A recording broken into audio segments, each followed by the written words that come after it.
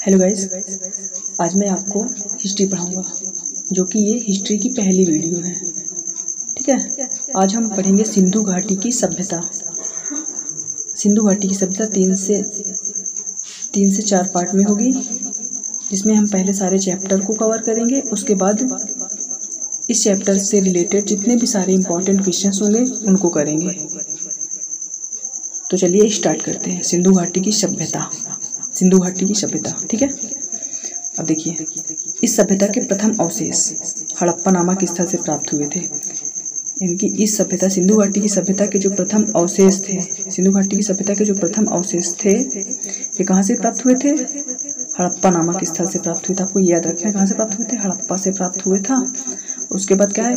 Carbon dating पद्धति द्वारा, यानी कि कार्बन डेटिंग पद्धति द्वारा सभ्यता की तिथि 2500 से 1750 ईस्वी पूर्व माना जाता है। इसकी डेट पूछता है कि सिंधु घाटी सभ्यता की जो तिथि है वो क्या है। तो इसकी तिथि है 2500 ईस्वी पूर्व से 1750 ईस्वी पूर्व। इसके बाद हड़प्पा सभ्यता को भारतीय उपमहाद्वीप की प्रथम नगरीय क्रांति माना जाता है। मतलब ये सिंधु घाटी की सभ्यता थी, ये प्रथम नगरीय क्रांति थी, ठीक है। और इसके बाद आता है नीचे, भारतीय पुरातत्व विज्ञान के जन्मदाता, भारतीय पुरातत्व विज्ञान के जन्मदाता अलेक्जेंडर कनिंघम को मानते हैं। यानी कि भारतीय पुरातत्व विज्ञान के जन्मदाता जो हैं वो अलेक्जेंडर कनिंघम हैं। और इसके बाद भारतीय पुरातत्व विज्ञान की स्थापना का श्रेय वायसराय लॉर्ड कर्जन को प्राप्त है। अगला, नदियों के किनारे जो बड़े हड़प्पाकालीन नगर हैं बसे हैं, जो मतलब नदियों के किनारे जो हड़प्पाकालीन नगर जो बसे हैं वो किन नदियों के किनारे बसे हैं, ठीक है। जैसे हड़प्पा जो है वो रावी नदी के किनारे बनी। सॉरी, ये गलत करना, टाइपिंग हो गई है। रावी इधर होना चाहिए, रावी नदी। हड़प्पा रावी नदी के किनारे। इसको हम याद करने के लिए प्रतीक है, जैसे कि हड़प्पा, हा और रा, हरा। हा से हो गया हमारा हड़प्पा, रा से रावी नदी। याद रखना, हरा हड़प्पा रावी नदी, ठीक। उसके बाद मोहनजोदड़ो सिंधु नदी के किनारे है। मोहनजोदड़ो सिंधु नदी, यानी कि मोसी, याद रखना, मौसी याद रखना, तो याद रहेगा आपको। मोहनजोदड़ो, सी से सिंधु नदी। देखिए, मोहनजोदड़ो किस नदी के किनारे है? सिंधु नदी के किनारे है। उसके आगे फिर आता है लोथल। आपको याद रखना, लोथल भोगवा नदी किनारे है। याद रखना, लोथल जो है वो भोगवा नदी के किनारे है। इसके बाद कालीबंगा घग्गर नदी के किनारे है। याद रखना, ये सब बहुत इंपॉर्टेंट पूछता है एग्जाम में। कालीबंगा घग्गर नदी के किनारे है। और रोपड़ सतलज नदी के किनारे है। रोपड़ सतलज नदी के किनारे है। आलमगीरपुर हिंडन नदी के किनारे है। आलमगीरपुर हिंडन नदी के किनारे है।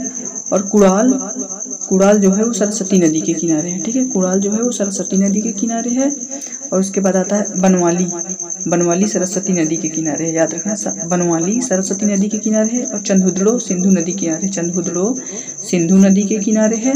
और हड़प्पाकालीन स्थल एवं खोजकर्ता, यानी कि इसके खोजकर्ता कौन है, यानी कि इसके उत्खनन किया था और खोजकर्ता कौन है, ये पूछ रहा है आपसे, ठीक है। मोहनजोदड़ो की खोज किसने किया था? मोहनजोदड़ो की खोज किया था राखालदास बनर्जी। आपको याद रखना है, ये बहुत कम ही पूछता है, आपको सिर्फ ये याद रखना है। मोहनजोदड़ो की खोज किसने किया था? राखालदास बनर्जी ने। इसकी खुदाई किसने किया था? राखालदास बनर्जी ने। और उसके बाद आता है हड़प्पा की खुदाई किसने किया था? हड़प्पा खुदाई किया था दयाराम साहनी, ठीक है, दयाराम साहनी।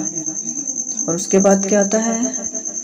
चंदहुदड़ो की खुदाई यानी कि खोज गोपाल मजूमदार, ठीक है। लोथल का रंगनाथ राव।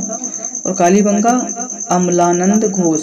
कालीबंगा की खोज किसने किया था? अमलानंद घोष ने। और ये क्या आगे? बड़ावली रविंद्र सिंह बीसी। ये नहीं पूछता है, ये इम्पोर्टेंट नहीं है, खैर, ठीक है। हाँ, ये इम्पोर्टेंट है। रोपड़ की खोज किसने किया था? यगदत्त शर्मा ने। रोपड़ यगदत्त शर्मा। असुल्का गेडोर, Aurel Stein, George F Dales, ठीक है। और नगर विन्यास, आपसे पूछेगा नगर विन्यास कैसी थी, मतलब नगरों की व्यवस्था कैसी थी, नगर कैसे थे, ये पूछ रहा है आपसे। सिंधु घाटी सभ्यता में नगर की व्यवस्था कैसी थी, ये पूछ रहा है। देखो, यह जाल पद्धति पर आधारित थी, ग्रिड सिस्टम, मतलब कि ये जो बने थे ये ऐसे बने थे, ये है, जाल सिस्टम बने थे, जाल सिस्टम से बने थे, इसलिए इसको कहते हैं ग्रिड सिस्टम, यानी कि जाल पद्धति पर आधारित थी। ठीक है। इसके बाद नगर में आयताकार या वर्गाकार चौड़ी गलियां होती थी। देखो चौड़ी गलियां, या तो घर इधर बने हैं, इधर ये घर होते थे, ये सब घर होते थे, और बीच में नालियां बनी रहती थी, ये सड़कें बनी रहती थी, मतलब सब कुछ नगर की तरह था, एक शहर की तरह था। नगर जो है वो कैसा बना था, आयताकार, वर्गाकार और चौड़ी गलियां होती थी। ठीक है, जो एक दूसरे को समकोण पर काटती थी। ये इंपॉर्टेंट है कि जो गलियां रहती थी वो इधर से एक गली आई है, इधर से एक गली आई थी, समकोण पर काटते थे।